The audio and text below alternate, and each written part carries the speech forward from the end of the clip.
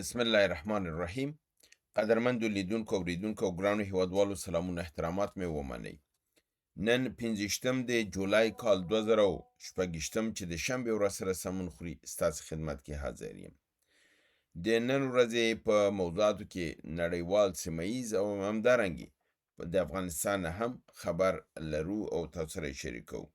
په دې کې د ټرمپ په حساب د حوصلې متعلق چې حوصله یې د سره ورکړې ده او غواړي چې لویه حمله وکړي. آیا دا حمله کولی شي که نشي کولی؟ د حوثیانو متعلق د ډونالډ ټرمپ د دغه که چې هغه په کشتۍ برید وکړي نو قیمت به ایران ادا کوي.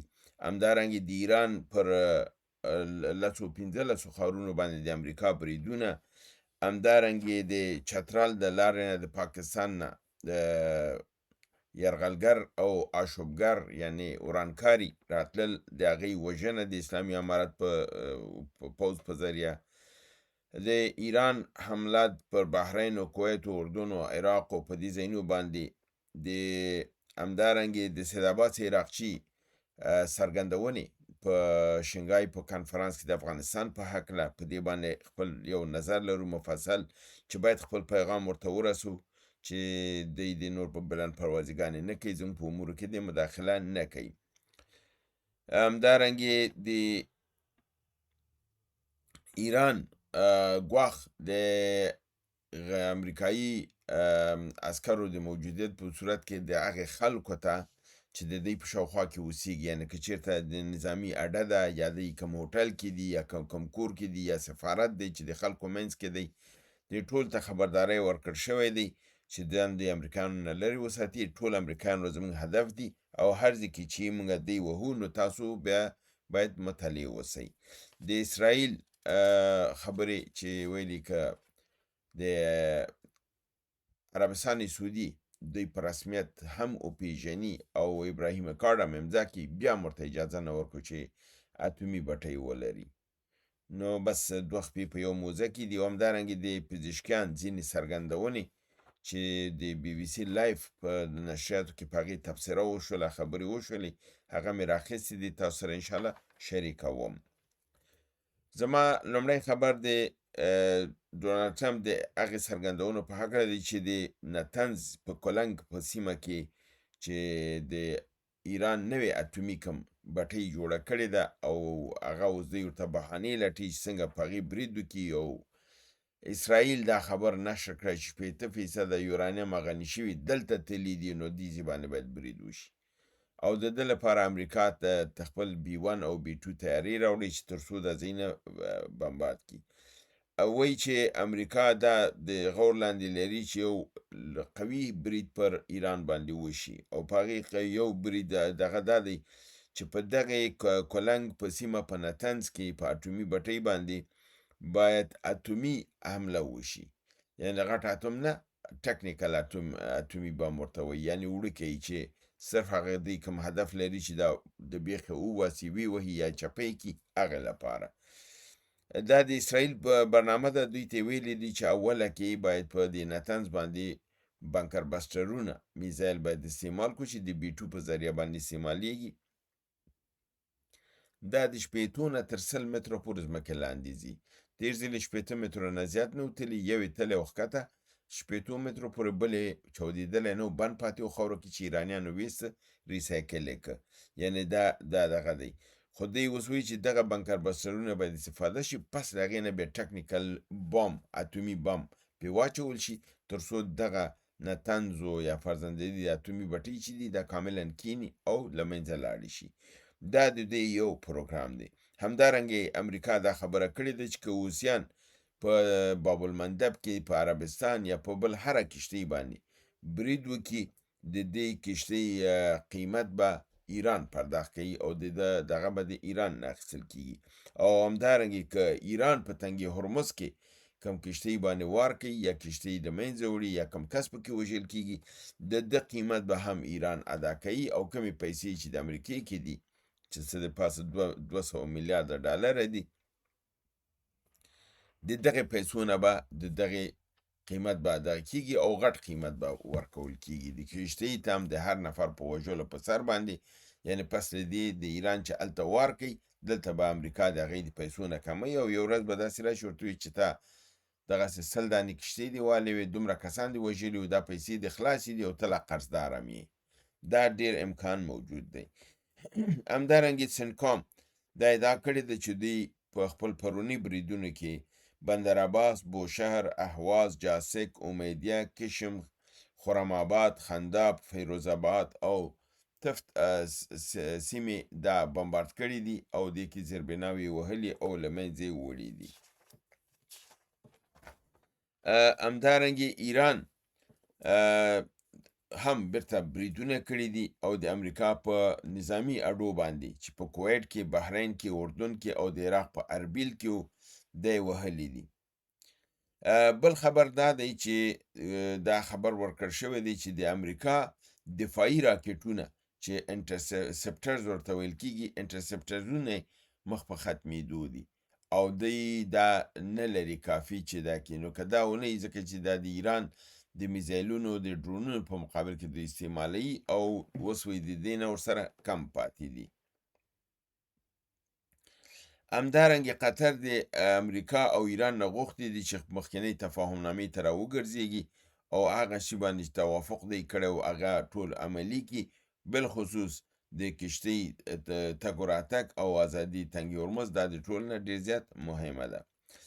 همدارنګې وال سټریټ ژورنال خبر ورکوي چې د ایران جنگ لپاره د ډونالډ ټرمپ حوصله سر ته راغلې ده او د نور په دغه دی یو دی غواړي چې یو غټه داسې برید وکړي چې ایران د خپو وغورځوي، خو مشکلات یې ورځ په بله اضافه کیږي او د نږدې د خپل د اسټابلیشمنټ د ادارې یعنې د امریکا د ادارې د ټرمپ د حکومت د حلقو نه دا خبره ویل شوې ده چې اوس دی د ډیپلوماسۍ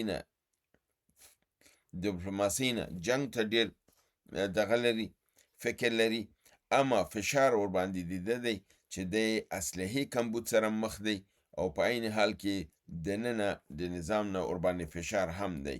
او بل حامل دا دی چې د ایران ته اوس د اوربند لپاره پیشنهاد وکړ، خو ایران دا ونه منه او ویل چې جنگ ته ادامه ورکړي ځکه په امریکا باندې نور اعتبار نه لري.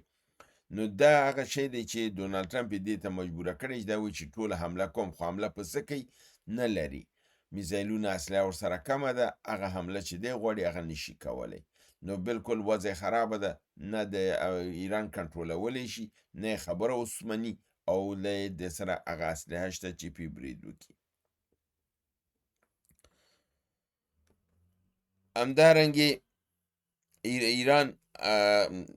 همدارنګې ایران خبرداری ورکړی دی هغه دغې ته ملکونو ته، عربي ملکونو ته، که خلیج فارس کې دي او که نور عربي په شرق الاوسط کې دي، چې که هغې کې فرضاً ټول ملکونه راځي، که مصر دی، که اردن دی، که فرضاً هغه سوریه ده، عراق دی، ترکیه ده، او که دې کې بحرین دی، کویت دی او امارات دی، دا ټول څه چې دي دې ته خبرداری ورکړی چې هلته کم خلک د امریکې د اډو په شاوخوا کې اوسېږي باید 500 متره ځان لرې وساتي. 500 متره خو نارمل هم دی او نظامي اډې نه خلک لرې ځکه امریکایان نږدې نه پرېږدي، خو دې مطلب دا دی چې هغه خلک چې په دې اډو کې دي او هغه خلک چې امریکایان وستلي دي، هوټلونو کې ځایونه نیولي دي، د ښارونو منځ کې کورونه نیولي دي، سفارتونه یې جوړ کړي، دا ټول ایران وایي دا زمونږ مشروع اهداف دي او دا پس له دې وهو او موږ امریکایي هر ځای کې چې امریکایي هغه وهو. نو د ټولو ملکونو کې دې ته ویل کړي چې هغه ملکي خلک باید د دې سیمو نه لرې اوسي، دا خبرداری باید ټول ته ورکړل شوی اوسي چې دوی د دوی په نږدې شاوخوا کې ونه اوسېږي ځکه چې د دوی ژوند ته به ډېر زیات خطر متوجه شي. همدارنګې اسرائیل ډونالډ ټرمپ ته ویلي دي که چېرته ته په د سعودي سره یعنې سعودي ما په رسمیت هم وپېژني، سعودي ما سره ابراهام اکارډ هم امضا کړي، بیا هم زه د اتومي بټۍ اجازه ورته نه ورکوم او دا اجازه نه ورکوم چې دا جوړ کړي، که ته جوړ کړې زه پې برید کوم وهمه. او ویلي دي د ابراهیم اکارډ خو پس له دې بې معنا خبره ده، دې ته ارزښت نه ورکوم، یعنې هغه نور هم چې پکې شامل شوي هغه هم دوړه شول. ځکه چې دې ډېره سیمه اوس نیولې ده او نه غواړي دا سیمې خوشي کړي او نورو سیمو ته یې سترګې پټې کړي دي. اوس غواړي په دې رقم سره دا پټ کړي. بل خبر دا دی چې د ایران بهرنیو چارو وزیر سید عباس عراقچي د شنګای د بهرنیو چارو وزراو په ناسته کې چې قزاقستان کې وه، هلته د افغانستان په هکله څرګندونې کړي دي او مونږه مجبور یو ته د ځواب ورکو، ځکه چې بعضې خو لا نه خوشحالېږي. د هغه زمونږ ځواب په دې ده کوي تاسو تفرقه اچوئ، فاصله جوړوئ. وروره چې ته خبره غلطه کوې نو زه مجبور یم ځواب درکم. نو ستا ځواب خو ما لازم دی. زه خو نشم کولی دې مقابل کې دې پاره چې ته وایې چې دا ته راځې مداخله کوې، زه به تا منې کوم هم نه. نو سید عباس عراقچي وایي چې په افغانستان کې یو ټول شموله حکومت چې د ټولو لپاره قابل د قبول اوسي او امن و ثبات او توسعه راولي او تروریزم له منځه ویسي او دا فراگیره حکومت اوسي، همه شموله اوسي او ټول خلک په دې کې ځان وګوري. اوس موږ ایران ته دا وایو چې آیا ایران کې همه شموله حکومت وجود لري؟ آیا ایران کې په اهل تسنن ته کم حق ورکول کیږي؟ آیا په تهران کې اهل تسنن کوم مسجد لري؟ آیا د دوی په کابینه کې یو اهل تسنن وجود لري؟ آیا په پارلمان کې یو اهل تسنن وجود لري؟ د کم همه شمول خبره کوي؟ د کم حقوق خبره کوي؟ اوس په ایران کې فارسی ژبه چې ده، دا خو د اکثریت ژبه نه ده کنه، دا خو 40% ده، په 80% خلکو نورو باندې دا تحمیل کړې ده، دا خو تحمیلي ژبه ده. په افغانستان کې که پښتو ده، دا خو د 50% نه زیات د افغانانو ژبه ده. اما دلته ویل کېږي چې قومي ده او هلته چې خپله اقلیت دي په اکثریت یې دا دغه کړې ده، هلته هېڅ خبره هم نشته دی. موږ دا هیله لرو چې موږ افغانستان کې تاسو ګوتې مه وهئ. که نظام همه شموله غواړو موږ به یې غواړو، که افغانستان کې فرضاً حقوق ورکوو موږ به یې ورکوو، که اسلامي امارت کې غلطي ده هغه به موږ اصلاح کوو. ایران د موږ ته هدایت نه راکوي او نه د زموږ په امورو کې ګوتې وهي. که موږ ایران ته هدایت نه ورکوو چې دا وکړه دا وکړه دا وکړه، ایران حق نه لري چې دا کار وکړي. ایران خپله ستونزو کې دی. ایران هم د اوس خلکو قیام کړی دی د نظام په مقابل کې. دغه نظام چې دی همه شمول نه دی، همه ګیر نه دی، ټول ملت ته ناراضي نه دی. نو په دې اساس باندې موږ بیا هم ایرانیان ته وایو چې تاسو خپل امور ته متوجه شئ، خپل کارونو ته متوجه شئ، زموږ په امورو کې ګوتې مه وهئ او مداخله مه کوئ، دا ستاسو په ګټه باندې نه دی. همدارنګې د عمان یو هیئت د تنګي هرمز د کنټرول په متعلق خبرو اترو لپاره تهران ته راغلي دي او د حکومت سره به ګوري. همدارنګې نتنیاهو یسرال کاټس خپل د دفاع وزیر ته قومنده ورکړې ده چې د فلسطینیانو په مقابل کې په کنارې غربي کې خپل عملیات تیز کړي. پرون یو وطن په کنارې غربي کې چې دا اوس فعلي د محمود عباس حکومت دی په دې کې، هلته کوم اسرائیلي راغلی و ظلم و دغه یې کوه، هغه مجبور شوی و لاس یې اچولی و، د هغې نه یې د هغې خپل ټوپک اخیستی و او 2 اسرائیلیان یې وژلي و. نو د هغې په مقابل کې بیرته اسرائیلیانو په ټول هغه مجمع د عربانو باندې برید کړی دی، په هغې کې 8 تنه وژل شوي دي، 15 ټپیان دي او عملیات روانو او په حساب دغه یې کول، ټولې وهلي دي او اوس یې ویلي دي چې د سیمې نه دوی پاکوي او دا سیمه خپل په کنټرول کې نیسي. یعنې تر دې حده پورې دغه یو ظلم او بربریت روان دی. همدارنګې د پزشکان د متعلق یو خبر د بی بی سی لایو په برنامه کې داسې نشر شو چې دی وی چې کوم نظریات او احکام مجتبی خامنه‌ای ورکوي، د هغې مخه احمد وحیدي د سپاه پاسداران مشر او ذوالفقار باقري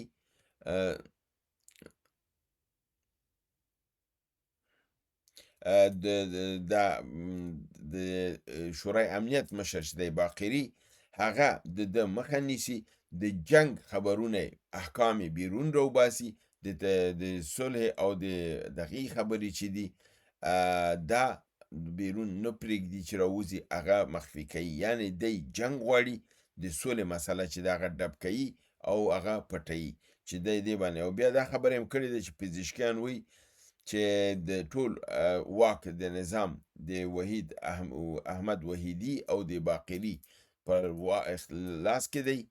دا دلته دوه باقري دي، یو علي باقر دی چې د رئیس شورا دی، او بل باقري دی چې د شورای امنیت رئیس دی، چې د دغې په عوض باندې راغی مقرر شو چې هغه کله شهید شو، د هغه نوم مې هیر شو، نو دی د هغه په عوض دلته کار کوي او دا قدرت وی ټول د هغوی سره دی. په عین حال کې پزشکیان وایي چې څو ورځې مخکې د مجتبی خامنه‌ای سره یې لیدلي دي او د څه کم 2 ساعته یا 1.5 ساعت نه زیات په سیاسي امورو او په نړیوالو دی ورسره بحث کړی دی چې د هغې جزئیات توضیح نه کړل او هغه یې ونه ویلي. آخر خبر زما د نن ورځې د پاکستان نه د یرغلګرو د برید لپاره چې دا خبر زم بار ما څو میاشتو کې تاسو ویلو چې د پاکستان نه به کسان راځي او بدخشان ته به لیږل کېږي چې هلته ورانۍ وکړي. اوس خبر دا دی چې د چترال د سیمې نه بغاوتګر د شاه سلیم له لارې د بدخشان زیباک ولسوالۍ ته غوښتل چې ورداخل شي، چې دغه صفري نقطه د ډیورن لاین سره د توپخانې په سیمه کې 15 سرحدي لوا سره مخ شوي دي او هغې دا کسان د خپو راپرځولي دي او له منځه وړي دي چې په دې کې 15 تنه ټپیان 15 تنه وژل شوي دي او نور تعداد د دوی ټپیان دي او هغه په حساب دی نیولي دي. حتما تحقیق به ترېنه کېږي چې دی د چا رالیږلي ول. دا ښکاره خبر ده پاکستان رالیږل د شاه سلیم د لارې نه او زیباک ولسوالۍ ته تېرول او دا د دوی برنامه وه چې موږ په دې باندې بحث کړی دی او الحمدلله اسلامي امارت د دغې جنایتکارانو مخه نیولې ده. او دا هغه لنډغرو ته وایو چې تاسو خو غټې خبرې کوئ او په اروپا او دې ځایونو کې برنامې د خلکو ته جوړوئ چې فلانی د دې نه وباسم، هغې نه څوک ایستی شي، نه خبرې کولی شي، نه کار کولی شي. دلته هم تاسو خدای شرموي او هلته هم تاسو الله شرموي، ځکه تاسو د الله او د رسول د ټولو قوانینو په خلاف ولاړ رستئ. ستاسو په دین و ایمان کې شک دی، په دې چې تاسو د لسان قومیت او د دې ته لمن وهئ. هر هغه څوک چې عصبیت ته کار کوي رسول د خدای وایي چې هغه زموږ نه دی. که څوک په ژبې په اساس کوي، که د قومیت په اساس کوي، که د سیمې په اساس کوي، دا اصلا د اسلام کې ځای نه لري. که چېرته مسلمان وای د پردیو په لاس لوبې به هم نه کولې، خپل وطن کې به راغلی وای. دغلته دغه نظام نه ډېر خلک دي چې خوشحاله نه دي، مګر هم غواړي چې عملا د خپل دغه نظام په مقابل کې دننه پکې اصلاح راولي او ټول خپل حق واخلي. د پردیو په لاس باندې لوبېدل د دې خاورې په نفع نه دی. د همده لپاره دا ټول مردود شماري او هر هغه څوک چې راځي هغه چې وژل کېږي ملت پرې خوشحالیږي. هیله ده چې برنامه وګورئ، خوښ کړئ، دوستانو سره یې شریکه کړئ. تر بل برنامې چې تاسو حضور ته حاضرېږم، تاسو په لوی پروردګار د عالمیانو سپارم. وما علینا الا البلاغ.